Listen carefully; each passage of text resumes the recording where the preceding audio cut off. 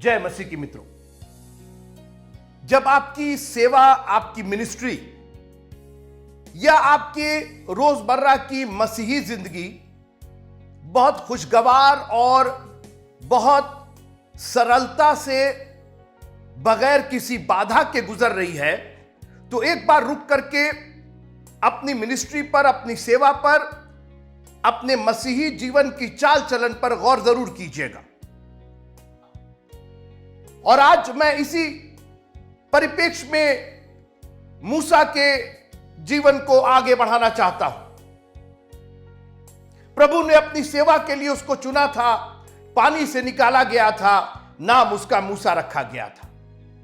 उसने अपनी सेवा शुरू की, मगर वो भूल गया कि यह उसकी सेवा नहीं, यह प्रभु की सेवा है।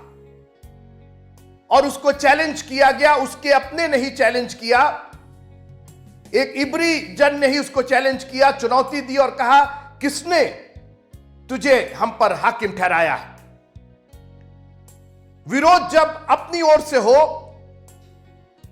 अपने सगे संबंधियों की ओर से हो, बहुत करीबियों की ओर से हो, जिनके लिए आपने बहुत कुछ किया हो, और आज वही पलट करके आपके दुश्मन बने हुए हैं, आप जानिए आपकी मिनिस्ट्री सही ट्रैक पर है।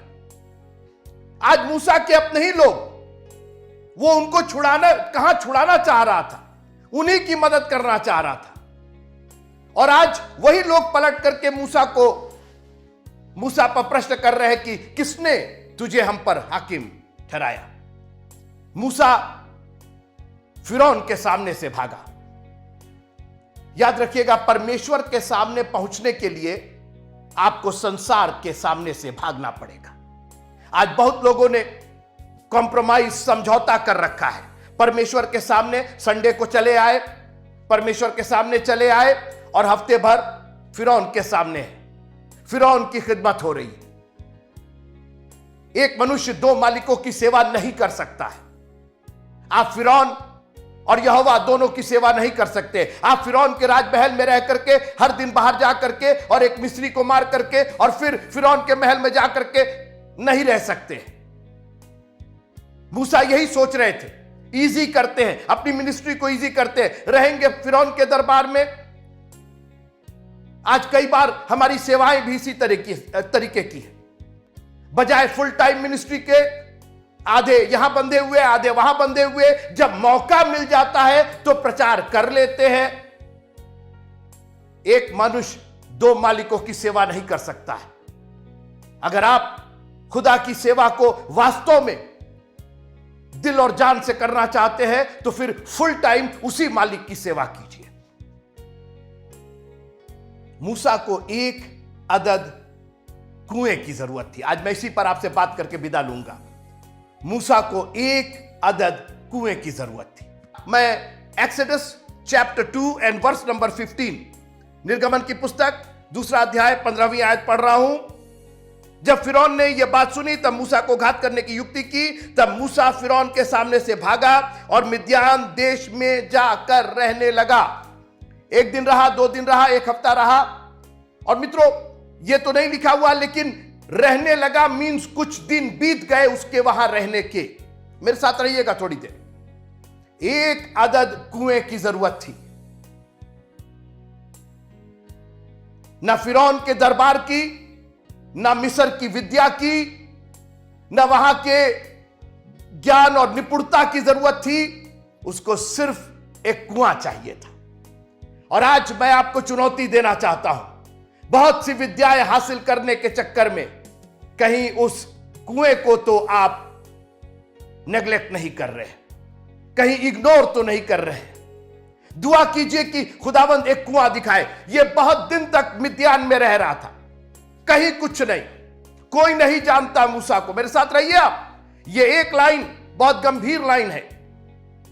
इतने दिन से वो मिद्यान में था, कहीं कोई जिक्र नहीं।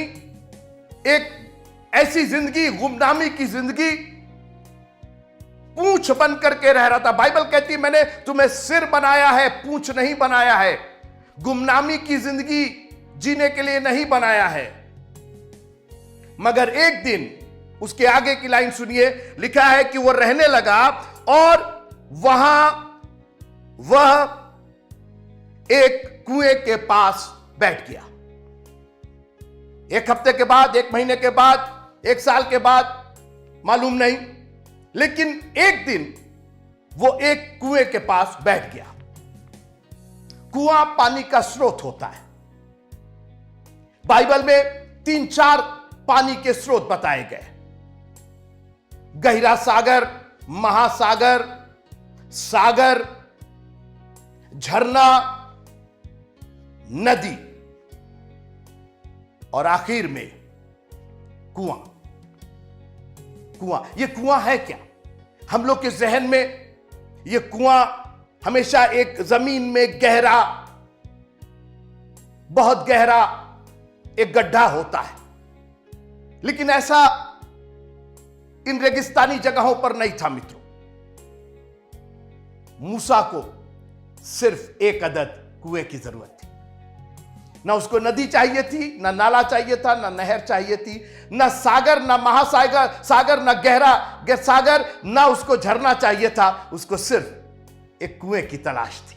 उसको कुएं की जरूरत थी और वहीं से उसकी जिंदगी तब्दील हो गई। अभी तक वो मिद्यान में रह रहा था। कैसे रह रहा था, कहां रह रहा था, किसके यहां रह रहा था, कोई जिक्र नहीं। गुमनामी की जिंदगी, कोई खिदमत नहीं हो रही है। ये कुएं का एक्सपीरियंस आज मैं आपसे निवेदन करना चाहता हूं। Have the experience of well in your life. और याद रखिएगा कि कुआं, जैसे मैंने कहा, कि हमेशा गहरा, बहुत गहरा नहीं होता था। मेरे साथ आइए, उत्पत्ति की पुस्तक उसके 24वें अध्याय की 16वीं आयत में अब्राहम का नौकर एक कुएं के पास जाकर के बैठ जाता है, क्योंकि उसको इसहाक के लिए एक पत्नी खोजने के लिए भेजा गया था।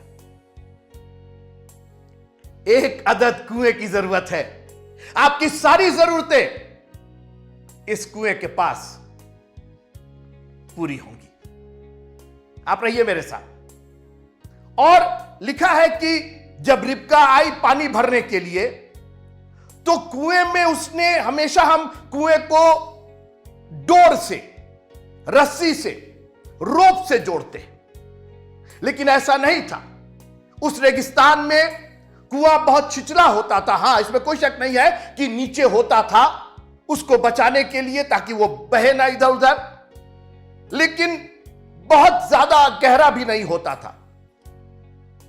उत्पत्ति की पुस्तक 24वां अध्याय 16वीं आयत, Genesis chapter 24 and verse number 16।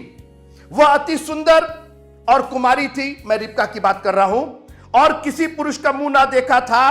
वह कुएं में सोते के पास उतर गई। वह कुएं के पास सोते में उतर गई। उसने गगरी, बाल्टी, कोई बर्तन नहीं डाला, नहीं उतारा, स्वयं उतर गई। यानी कुआं छिछला था, इतनी गहराई थी जहां रिबका जा सकती थी अपना घड़ा लेकर के, पानी भर करके, और फिर उसको बाहर ला सकती थी। एक कुएं की जरूरत है हमको और आपको, सिर्फ एक कुएं की जरूरत है। और मूसा कुएं के पास आज बैठता है। अभी तक वो मॉल में घूमता था, अभी तक वो हॉल में घूमता था, अभी तक रिश्तेदारों में घूमता था। मिद्यान में यहां जा रहे हैं, मिद्यान में वहां जा रहे हैं, ये कॉलेज करने जा रहे हैं, वो टीचिंग करने जा रहे हैं, वो कोचिंग जा रहे हैं, दुनिया की बातें। लेकिन अभी तक मूसा को उसकी मंजिल, उसका पथ नहीं मिला था, जब तक कुएं का एक्सपीरियंस उसको नहीं हुआ। मित्रों, कुआं जो है वो बाइबल में बहुत ही ज्यादा सिग्निफिकेंट है, बहुत ही ज्यादा महत्वपूर्ण है। झरने, नदियों, महासागर, और उसकी वजह यह है कि जल के ये जितने भी स्रोत हैं, झरने, नदियां, गहरे महासागर, समुद्र, झील, ये सब स्टैटिक है। ये एक जगह फिक्स है। ये कहीं इधर उधर नहीं, आपकी मर्जी से इधर उधर नहीं लाए ले जा सकते। कुआं कहीं पर भी खोदा जा सकता है। कुआं कहीं भी प्राप्त किया जा सकता है। तो आप कहेंगे कि मान लीजिए खोदने को कुछ ना हो। मित्रों, कुआं जो है वो एक गड्ढा है, कभी गहरा है और कभी छिछला है, मगर कुआं जो वर्ड है वो वास्तव में सोते से निकला है। उस कुएं के अंदर जो पानी रहता है वो पानी एक सोते का पानी है। तो कुआं केवल उस सोते को प्रोटेक्ट करने के लिए एक गड्ढा है, और यह सोता कहां से आता है, कब तक बहेगा, उस पर इंसान का कोई इख्तियार नहीं है। आप मेरे साथ रहिए। सिर्फ एक कुएं की जरूरत थी उसको। मूसा को अपनी जिंदगी, अपने मिशन को प्राप्त करने के लिए all that he needed was a well. और आज वो कुएं के पास बैठता है, वो कुआं जिसमें सोता था। हमने उत्पत्ति की किताब में बहुत से कुओं की चर्चा की। आपको मौका मिलेगा तो कुओं पर जो हमने प्रचार, जो हमने संदेश दिया था, उसको जरूर सुनिएगा। पुराने जमाने में इन कुओं का इतना महत्व था। और आप कहेंगे अच्छा पुराने जमाने में। जी नहीं, आज के जमाने में भी है। जितना पानी हम लोग पीते हैं ये कुएं से आता है। भाषा फर्क हो गई, अब ये ट्यूबवेल के जरिए आता है। मोटर के द्वारा उसी सोते का पानी खींच करके बाहर निकाला जाता है और हमारे घरों में पहुंचता है। जो हम लोग के यहां मोटर लगी रहती है, पानी की जो मोटर लगी रहती है, जो ट्यूब, उसमें ट्यूब डाला जाता है और वो ट्यूब वेल कहलाता है। इस मॉडर्न जमाने में भी वेल की जरूरत है, भले ही वो ट्यूब के साथ निकाला जाए। हमको और आपको एक सोते की जरूरत है। उस सोते का पानी हमेशा निकलता रहता है, और जब सोते का पानी निकलता है तो हमेशा ताजा होता है, हमेशा गंदगी रहित होता है, दूषित नहीं होता है, क्योंकि वो जमीन में, वो एक ऐसे सोर्स से आ रहा है जो क्लीन सोर्स है, जो बिल्कुल स्वच्छ सोर्स है। और ये सोता और कोई नहीं, हमारा खुदावंद यीशु मसीह है। आज मूसा की सारी दिक्कत, अभी तक जो डर था, जो भय था, जो अनजानापन था, जो गुमनामी थी, आज इस कुएं के पास दूर होने वाली थी। और आज मैं आपको चैलेंज करके विदा करना चाहता हूं, have the experience of the spring of water in the name of Jesus. यीशु मसीह के नाम में वो सोते का आज अनुभव कीजिए। लेकिन एक और बात है मित्रों, ये सोता तभी दिखाई देता है जब परमेश्वर हमारी आंखें खोले। जब तक नहीं खोलता है तब तक हमको मम्मी पापा, रिश्तेदार, खानदान, वो भैया वहां अमेरिका में रहते हैं, वो इंग्लैंड में रहते हैं, वो फलाने रहते हैं, हम दुनिया के ओर देखते हैं क्योंकि हमारी आंखें बंद है और हम केवल संसार के स्रोतों को देखते हैं। हाजिरा नाम की एक स्त्री थी, हैगर जिसको बोलते हैं इंग्लिश में, अब्राहम की जो मिस्री जो स्त्री थी, उससे इश्माइल पैदा हुआ। दोनों निकाल दिए गए। ये उत्पत्ति के 21वें अध्याय में इसका वर्णन है। मरुस्थल था, इश्माइल प्यास के मारे मरा जा रहा था। हाजिरा ने परमेश्वर यहोवा को, जो वो जानती थी, पुकार लगाई। आगे सुनिए, उत्पत्ति की पुस्तक उसका 21वां अध्याय और 19वीं आयत, chapter 21 of Genesis and verse number 19। परमेश्वर ने उसकी आंखें खोल दी। हाजिरा अभी तक इब्राहिम को देखती थी, सारा को देखती थी, ये लोग मेरी मदद करेंगे, अरे इनके पास तो बहुत है, अरे ये तो बहुत मालदार है। परमेश्वर ने कहा, ना तो यहां आज अब्राहम है और ना आज यहां सारा है, लेकिन यहां मैं मौजूद हूं। और आज मैं आपको उत्साहित करना चाहता हूं। मैं नहीं जानता हूं कि किसके डर के मारे आप भागे हुए हैं, कैसे गुमनामी का जीवन आप जी रहे हैं, लेकिन एक बार आपको उस बहते हुए जल का सोता अगर मिल गया, उसका एक्सपीरियंस हो गया, उसका अनुभव हो गया, मित्रों, आपको आपकी मंजिल मिल जाएगी। एक रास्ता मिल जाएगा जिस पर चलने से आप उस अनंत जीवन को प्राप्त करेंगे जो प्रभु हमें देना चाहता है। लिखा है, उसकी परमेश्वर ने उसकी आंखें खोल दी और उसको एक कुआं दिखाई पड़ा।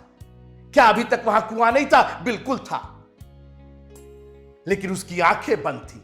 परमेश्वर आज हमारी मदद नहीं करता, परमेश्वर आज आप पर उपकार नहीं करता, परमेश्वर हमारा उद्धार नहीं करता, सब करता है वो।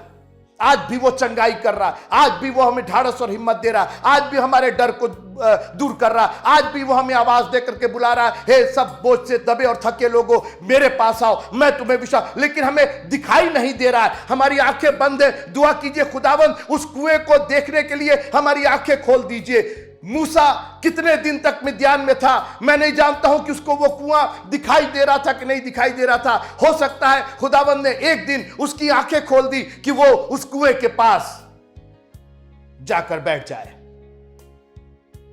आगे की कहानी पढ़िएगा आप, आगे की घटना। वहीं पर मिद्यान के ही जो याजक था रूएल, उसकी बेटियां आती हैं पानी भरने के लिए। यहीं से मूसा की पूरी जिंदगी एक नया मोड़ ले लेती है। घर जाती है वो, और उन्होंने अपने पिता को बताया, एक मिस्री मिला था, एक मिस्री ने हमारी मदद की, हमें पानी हेल्प किया उसने। उसके पिता को समझ में आ गया, वो वहां का याजक था, उसने कहा मिस्री ये कर ही नहीं सकता है। मित्रों, अपना मसीहीपन मत खोइएगा, कोई ना कोई उसको रिकॉग्नाइज जरूर कर लेगा। बाहर से वो मिस्री जरूर दिख रहा होगा, बोली से वो मिस्री दिख रहा था, लेकिन हृदय से वो इब्री था। और रूएल ने कहा जाके बुला के लाओ, वो मिस्री नहीं है, वो मिस्री हो ही नहीं सकता, मिस्री कभी ये काम कर ही नहीं सकते। मैं पूछना चाहता हूं मित्रों, आपने अपनी मसीहत कहां खो दी है? मिद्यान सिर्फ डर के मारे, सिर्फ फिरौन के डर के मारे, सिर्फ मिद्यान में गुमनामी में रहने के कारण आपने अपनी मसीहत खो दी, आपने इब्रीपन खो दिया। लेकिन जब वो उस कुएं के पास आया और चरवाहों ने उन बेटियों को, उन बच्चियों को हैरेस करने की कोशिश की, उसके अंदर वो इब्रीपन, इस्राएलीपन, वो मसीहत निकल करके चली आई, खुदा का वो उपकार निकल करके चला आया। उसने कहा कि मुझे भी भलाई करनी है, जैसा उसने मेरे साथ भलाई की है, जैसा उसने मेरे साथ उपकार किया, मुझको भी आज करना है। और उसके अंदर से वो इब्रीपन निकल आया। मैं नहीं जानता हूं कि आप कितने कठोर हो गए हैं अंदर से, लेकिन एक बार जब आपको कुएं के पास उस सोते का साक्षात्कार हो जाएगा, जिंदगी और बहुतायत की जिंदगी से आपका वास्ता हो जाएगा। दाऊद ने कहा कि तेरे सोटे और तेरी लाठी से मुझे शांति मिलती है। अजीब बात है, बहुत हमने व्याख्यान सुना है, लाठी जो हम लोग अक्सर सोटा और लाठी जो है वो मारपीट के लिए, और मार देंगे और पीट देंगे। ये जो एक फ्रेज था मित्रों, सोटा और लाठी से शांति मिलती, क्या मतलब, क्या शांति? वो तो दुश्मनों के सामने मेज बिछाता है, वो दुश्मनों को पीट नहीं रहा। कुछ लोग कहते हैं कि वो सोटे से हमारी देखभाल करता है, लाठी से दुश्मनों की देखभाल करता है। बहुत कुछ बात कही जा सकती है, लेकिन आप सोचिए कि दाऊद उस वक्त के जमाने में था और वो ये फ्रेज उसने सुन रखा था, ये एक मुहावरा था कि तेरे सोटे और तेरी लाठी से मुझे शांति मिलती। तू हरी हरी चराइया में बिठाता है, सुखदाई जल के झरनों के पास ले चलता। हमको जाना पड़ता है, कई बार उस झरने के पास जाना पड़ता है क्योंकि झरना स्टैटिक है। लेकिन आखिर में आकर के उसने एक इतनी सुंदर बात कही, बोला नहीं, परमेश्वर सिर्फ उस जगह और इस जगह और वहां और यहां नहीं है। क्योंकि उस जमाने के लोगों को लगता था कि यरूशलेम में ही परमेश्वर मिल सकता है, और आज भी जो जाति और अन्य जाति लोग हैं उनको जगहें चाहिए, फलानी जगह पर और फलानी जगह पर, वहां तो जाना ही है, वहां मत्था टेकना है, वहां ये करना है। अरे मित्रों, वो बहते हुए जीवन का जल का सोता है, उसके सोटे और तेरी लाठी से मुझे शांति मिलती। ये फ्रेज कहां से आ रहा है? ये क्या कह रहे हो दाऊद, ये क्या कह रहे हो? दाऊद ने कहा, गिनती की पुस्तक उसका 21वां अध्याय और उसकी 18वीं आयत क्यों नहीं पढ़ते हो? गिनती की पुस्तक उसका 21वां अध्याय और 18वीं आयत, शांति मिलती है। जानते क्या मिलता है? कुआं मिलता है, तेरे सोटे और तेरी लाठी से कुआं मिलता है, सोता मिलता है, उससे जो पानी निकलता है वो मुझे शांत करता है, वो मेरी क्षुधा को, मेरी प्यास को बुझाता है। हे सब प्यासे लोगों, मेरे पास आओ, सेत में तुम्हें दिया गया है। ये सोटे और लाठी से एक कुआं, एक सोता निकलता है। ये क्या बात हुई? गिनती की पुस्तक उसका 21वां, numbers chapter 21 and verse number 17 and 18। Let me read it to you. उस समय इस्राएल ने यह गीत गाया कि हे कुएं उबला। कुएं के लिए सोते के लिए, कुआं मतलब सोता। हे कुएं उबला, उस कुएं के विषय में गाओ। ये किस कुएं की बात हो रही, किस सोते की बात हो रही? सुनिए मित्रों, जिसको हाकिमों ने खोदा और इस्राएल के रईसों ने अपने सोटे और लाठियों से खोद लिया था। इस्राएल के रईसों ने अपने सोटे और अपनी लाठियों से उस कुएं को खोद लिया था। उसके विषय में गाओ, तेरे सोटे और तेरी लाठी से मुझे शांति मिलती है। चौथा अध्याय यूहन्ना रचित सुसमाचार का, 4th chapter of book of John. Jesus was passing by and he sat by a well that was the well of Jacob. याकूब के कुएं के पास बैठ गया। उस कुएं के बारे में गाओ, उबलाओ। आज उस कुएं का साक्षात्कार चाहिए मित्रों। सारी जिंदगियों का समाधान सिर्फ एक सोता है। 5-5 पति करके अपनी जिंदगी का समाधान नहीं और असमाधान हो गई थी। जिंदगी और उलझती चली जा रही थी, यहां तक कि अब उसने शादी करना छोड़ दिया था। जिसके साथ थी उसने कहा अब शादी नहीं कर पाएंगे, रह लेंगे तुम्हारे साथ। 5-5 पति करके हमने देख लिया, हमें वो शांति नहीं मिली। मगर आज वो ना सिर्फ याकूब के कुएं के पास पहुंची है, लेकिन आज वो उस सनातन सोते के पास जो अनादिकाल से अनंत काल तक हमारे और आपके लिए उबल रहा है, उमंड रहा है, निकल रहा है।